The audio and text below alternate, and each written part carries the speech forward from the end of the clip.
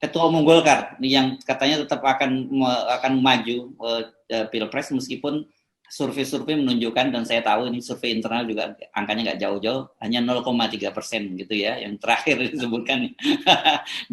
dan kemudian Erlangga kemarin kelihatannya juga tetap firm dia maju, apalagi dia bilang terima kasih karena sekarang elektabilitasnya merangkak naik. Bayangkan 0, saja merangkak naik itu karena dibantu baliho oleh para pengurus-pengurus di daerah.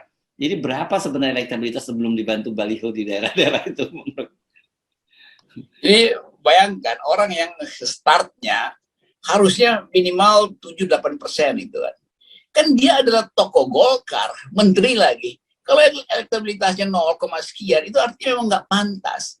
Kalau orang biasa oke lah itu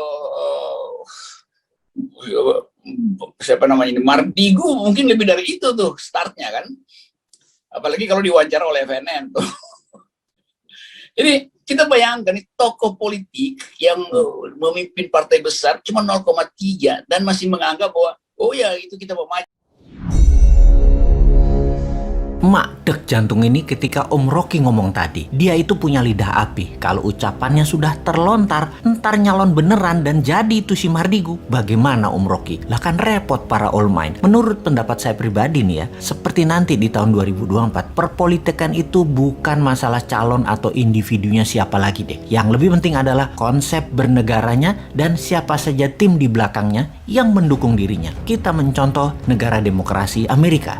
Jangan mencontoh Putin Rusia yang terus ubah undang-undang negaranya hingga saat ini Putin sudah 25 tahun menjabat, lalu dibuat hingga tahun 2036 Putin menjabatnya. Atau Xi Jinping yang awalnya di tahun 2013 adalah orang terpilih Politbiro, lalu di tahun 2017 dia mendapatkan mandat presiden Tiongkok seumur hidup. Semuanya bukan berdasarkan demokrasi, namun autokrasi, dan tidak terjadi di Indonesia karena pemimpin yang sederhana, baik dan merayat tersebut tidak gila jabatan, tidak ingin 3 kali, tidak ingin menambah 1 periode lagi. Tidak mungkin. Nggak mungkin pemimpin sekarang akan kemaruk jabatan, mabok pujian. Bukan. Itu bukan dia. Jadi kita mencoba mencontoh Amerika yang punya 2 aliran besar dalam bernegaranya. Kalau Partai Demokrat, cara kelolaan negaranya adalah heavy on government atau pemerintahnya agak ke kiri, ke sosialis. Kalau Partai Republik atau Republikan, negara hanya regulator atau dikenal dengan heavy on private. Pemerintahnya ke arah kanan, para kaum kapitalis. Di sini kita melihat calonnya siapa dan membawa alirannya apa.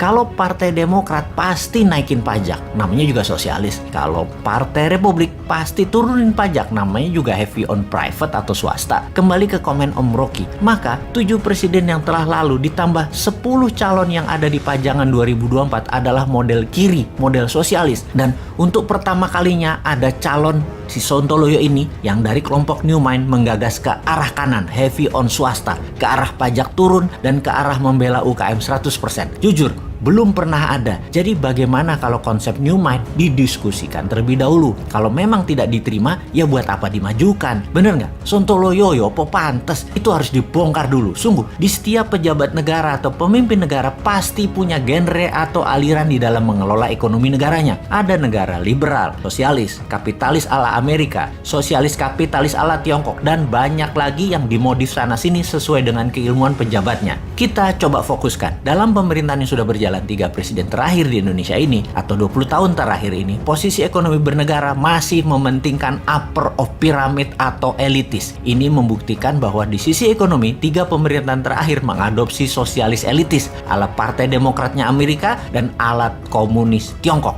Jadi dari kacamata awam, kita lihat para calon 2024 mulai dari oposisi, juga incumbent termasuk Pak Jokowi yang katanya sangat minat menjabat 3 kali, walau saya katakan nggak mungkin karena beliau orang baik dan tidak rakus jabatan. Juga para gubernur yang akan menari di tahun 2024, para tokoh politik kental sekali dengan 3 genre terakhir politik selama 20 tahun terakhir alias sosialis elitis. Sosialis elitis adalah pro BUMN, dan pro-elitis membela oligarki. Di antara semuanya, tidak ada yang seperti Newmind yang pro-kapitalis bawah, kanan bawah, mendukung UKM, juga pro-kiri bawah, sosialis bawah, para buruh, nelayan, petani. Newmind punya new economic model, yaitu bottom of pyramid atau ekonomi akar rumput. Newmind fokus di bottom of pyramid, anti-elitis, anti-BUMN, anti-kapitalis elitis, anti-oligarki. Newmind merangkul sosialis bawah dan sosialis akar rumput, yaitu para buruh, termasuk 6 juta buruh migran yang kerja di luar negeri, semua ada di sini. Dan kapitalis akar rumput atau UKM di sisi bawah kanan juga ada di Newmind. Saat ini buruh dan UKM tertinggal karena memang platform bernegaranya elitis, bukan akar rumput yang di bawah. Newmind